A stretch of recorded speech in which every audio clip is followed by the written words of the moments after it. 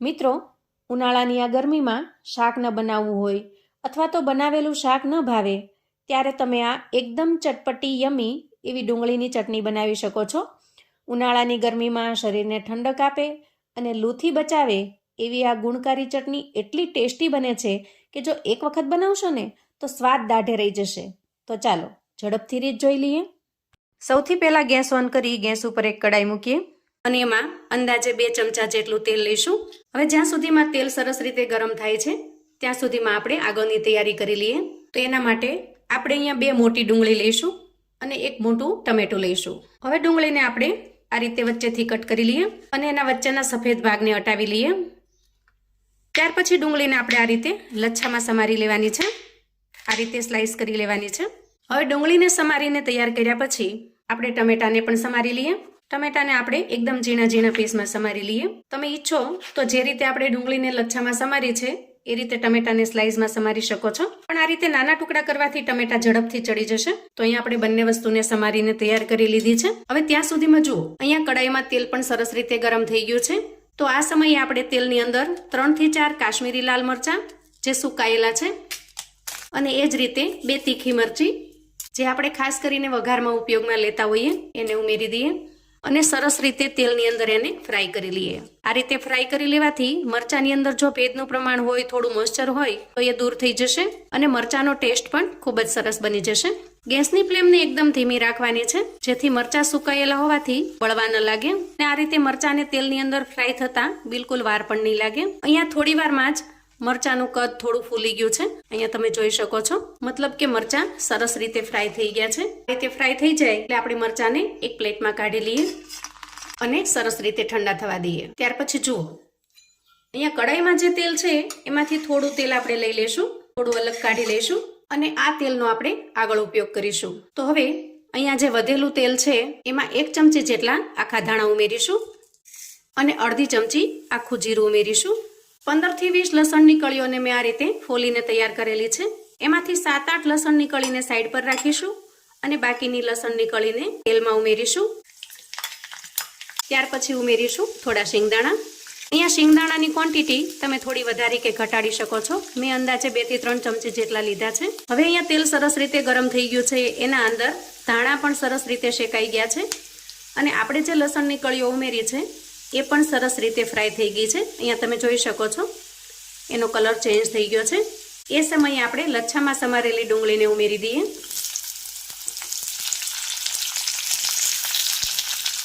અને સરસ રીતે તેલની અંદર મિક્સ કરી દઈએ. અહીંયા ડુંગળીને આપણે એનું કાચાપણું દૂર થઈ જાય અને થોડો કલર ચેન્જ થઈ જાય ત્યાં સુધી શેકી લેવાની છે. અહીંયા ડુંગળીને શેકતા અંદાજે 2 મિનિટનો સમય થયો છે અને અહીંયા ડુંગળીનું કાચાપણું દૂર થઈ ગયું છે, એનો કલર પણ ચેન્જ થઈ ગયો છે. એ સમયે આપણે સમારીને તૈયાર કરેલા ટમેટાને ઉમેરી દઈએ અને સારી રીતે મિક્સ કરી લઈએ. હવે ટમેટા થોડા સોફ્ટ થાય ત્યાં સુધી થવા દઈએ. હવે અંદાજે 2 મિનિટ પછી અહીંયા ટમેટા પણ સરસ રીતે સોફ્ટ થઈ ગયા છે. આ સમયે ગેસની ફ્લેમને બંધ કરીશું અને આ મિશ્રણને થોડું ઠંડુ થવા દઈશું. હવે આપણે એક મિક્સર જાર લઈએ અને શેકીને તૈયાર કરેલા મરચાંને એમાં ટ્રાન્સફર કરી દઈએ.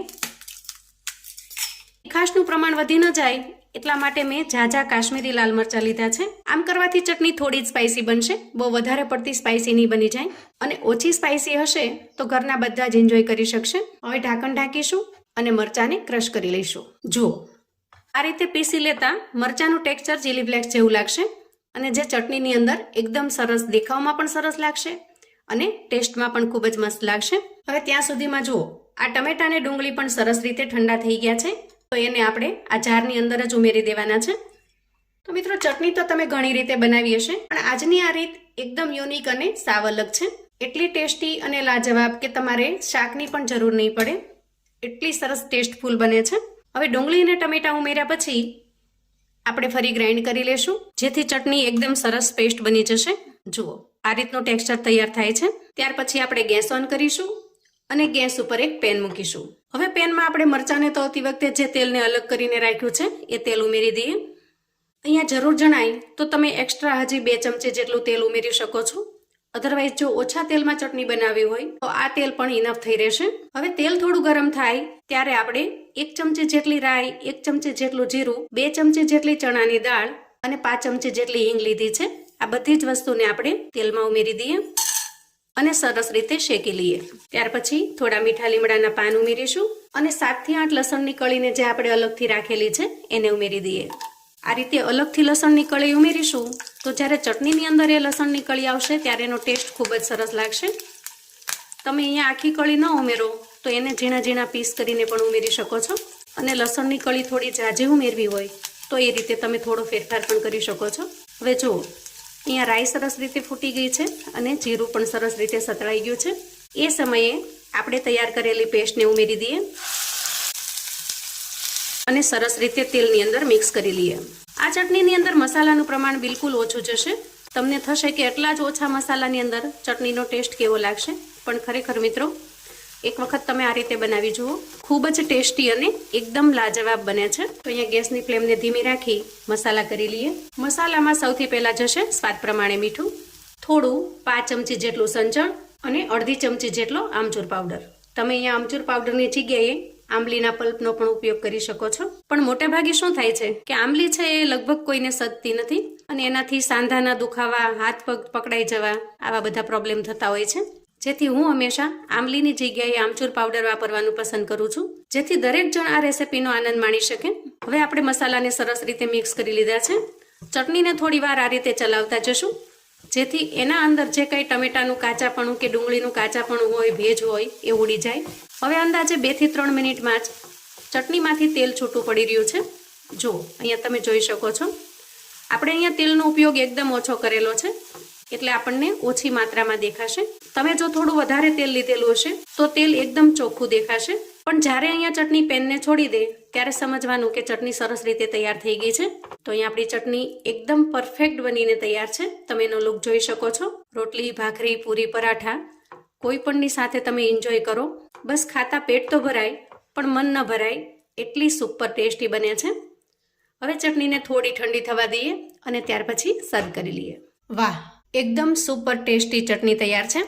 આ ચટણી 2-3 દિવસ સુધી બહાર સારી રહેશે અને લગભગ 15 દિવસ સુધી ફ્રીજમાં. અહીંયા મારે ઇન્સ્ટન્ટ ઉપયોગ કરવાનો હોવાથી મેં તેલનો ઉપયોગ ઓછો કરેલો છે. જો તમે તેલનું પ્રમાણ વધારે રાખશો તો ચટણીની સેલ્ફ લાઈફ વધી જશે, એ લાંબા સમય સુધી સારી રહેશે. કેમ કે તેલ છે એ પ્રિઝર્વેટિવનું કામ કરે છે. વળી જો તમે કોઈ એરટાઇટ ડબ્બાની અંદર ભરી તમે આ ચટણીને ફ્રીઝરની અંદર રાખશો તો અંદાજે 6 મહિના સુધી આ ચટણીને કશું જ નહીં થાય.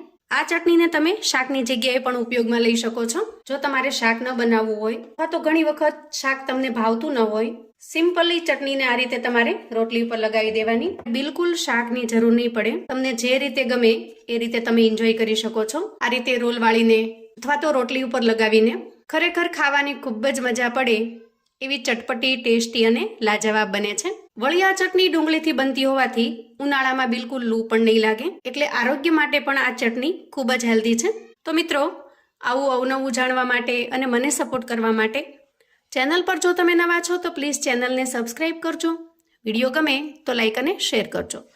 તમારા સગા સંબંધી મિત્રોને પણ આપણી આજની એકદમ ટેસ્ટી એવી ડુંગળીની ચટણીની રેસિપી ચોક્કસથી મોકલી આપજો, જેથી એ લોકો પણ બનાવીને તૈયાર કરી શકે, એન્જોય કરી શકે અને એના પરિવારને પીરસી શકે.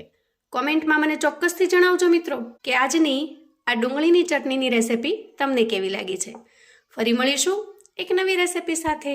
ત્યાં સુધી આવજો મિત્રો.